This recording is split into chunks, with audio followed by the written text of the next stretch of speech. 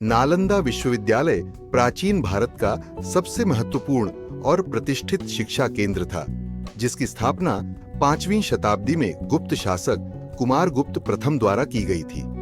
यह बिहार राज्य में पटना से लगभग 85.5 किलोमीटर दक्षिण पूर्व और राजगीर से 11.5 किलोमीटर उत्तर में स्थित था। नालंदा विश्वविद्यालय महायान बौद्ध धर्म का प्रमुख केंद्र था, लेकिन यहाँ हीनयान और अन्य धर्मों के विद्यार्थी भी अध्ययन करते थे।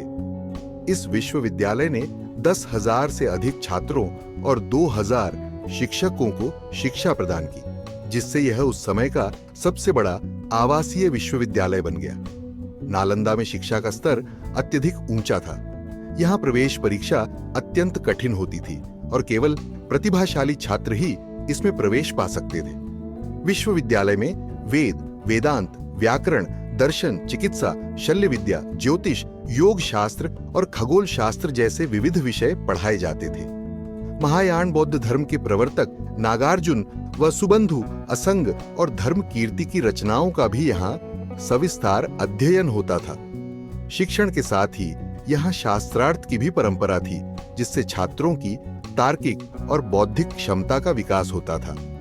नालंदा का पुस्तकालय विश्व का सबसे बड़ा पुस्तकालय था, जिसे 3 विशाल भवनों रत्नरंजक, रत्नोदधि और रत्नसागर में विभाजित किया गया था।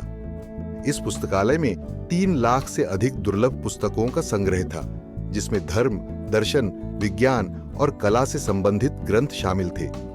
इन पुस्तकों में से कई की प्रतिलिपियां चीनी यात्री ह्वेनसांग और इत्सिंग ने अपने साथ ली थीं, जिन्होंने नालंदा में अध्ययन किया था और इसके बारे में विस्तृत विवरण अपने यात्रा वृत्तांतों में दिया है।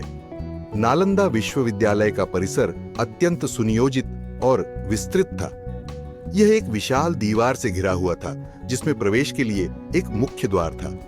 परिसर में 8 विशाल भवन, 10 मंदिर, अनेक प्रार्थना कक्ष, अध्ययन कक्ष, बगीचे और झीलें थीं।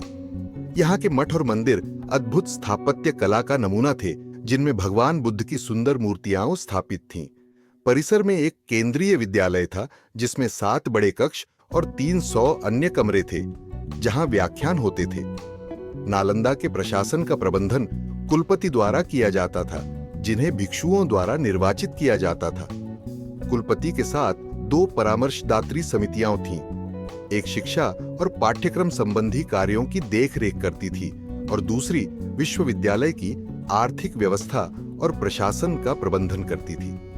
विश्वविद्यालय को दान में प्राप्त 200 गांवों की उपज से सहस्त्रों छात्रों और आचार्यों की आवश्यकताएं पूरी की जाती थी। इस विश्वविद्यालय ने 9वीं से 12वीं शताब्दी तक अंतरराष्ट्रीय ख्याति प्राप्त की। यहाँ न केवल भारत से बल्कि कोरिया, जापान, चीन, तिब्बत, इंडोनेशिया, फारस और तुर्की से भी विद्यार्थी शिक्षा ग्रहण करने आते थे।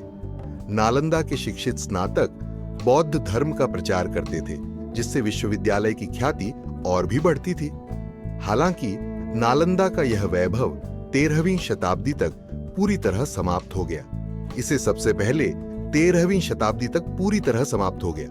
हूण शासक मिहिरकुल द्वारा क्षति पहुंचाई गई थी और अंततः 1199 में तुर्क आक्रमणकारी बख्तियार खिलजी ने इसे जलाकर पूरी तरह नष्ट कर दिया। इस विध्वंस के बाद नालंदा विश्वविद्यालय कभी भी अपनी पुरानी स्थिति में नहीं लौट सका। इसके बावजूद नालंदा के अवशेष आज भी इसके प्राचीन गौरव की झलक दिखाते हैं और इसकी ऐतिहासिक महत्ता को प्रमाणित करते हैं। नमस्कार दोस्तों, अगर आपको हमारा वीडियो पसंद आया हो तो कृपया इसे लाइक करें, शेयर करें और हमारे चैनल को सब्सक्राइब करना न भूलें। सब्सक्राइब करने के बाद बेल आइकन को दबाना न भूलें, ताकि आपको हमारे नए वीडियो की नोटिफिकेशन सबसे पहले मिले। आपका समर्थन हमारे लिए बहुत मायने रखता है। धन्यवाद।